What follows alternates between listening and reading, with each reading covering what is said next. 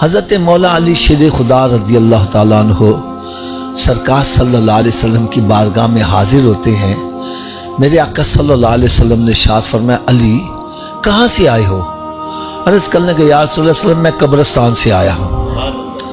وہاں تم نے کیا کیا؟ عرض کرنے کہ یا رسول اللہ صلی اللہ علیہ وسلم میں نے 4 مرتبہ سورہ فاتحہ پڑھی اور 11 مرتبہ سورہ اخلاص قل هو اللہ شریف، اور وہاں جتنے مسلمان دفن تھے سب کو میں نے اصال ثواب کر دیا۔ تو پہلی بات، اگر یہ عمل غلط ہوتا تو سرکار منع کر دیتے، علی آئندہ ایسا کام، جو بندہ مر گیا ان سے ہمارا تعلق ٹوٹ گیا، ہم ان کو کوئی فائدہ نہیں پہنچا سکتے۔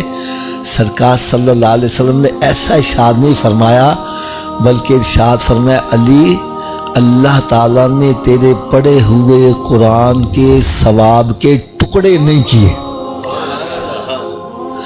ٹکڑوں سے کیا مراد ہے؟ بھائی میرے پاس 100 کا نوٹ ہے، میں 10 بندوں میں تقسیم کرنا ہے، میں چینج لوں گا، 10 سب کو تقسیم کروں گا۔ حدیث پاک میں ہے جس نے 3 مرتبہ سورہ اخلاص پڑھی، رب تعالیٰ اس کو پورا قرآن پڑھنے کا ثواب عطا فرماتا ہے۔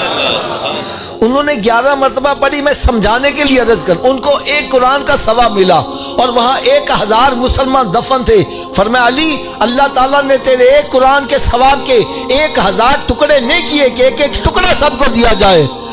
فرمایا علی رب تعالیٰ نے ہر ایک کے نامہ اعمال میں پورے قرآن کا ثواب درج کر دیا۔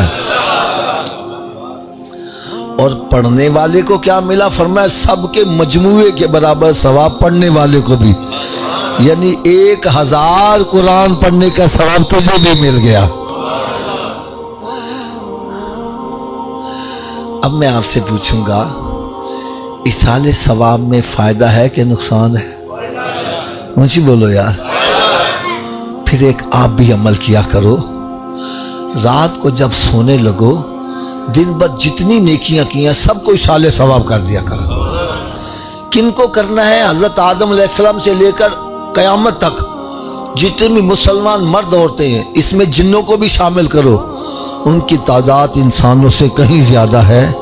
فرمایا رب تعالیٰ سب کو پورا ثواب دے گا، اور ان سب کے مجموعے کے برابر ثواب رب تعالیٰ ہمیں بھی عطا کر دے گا۔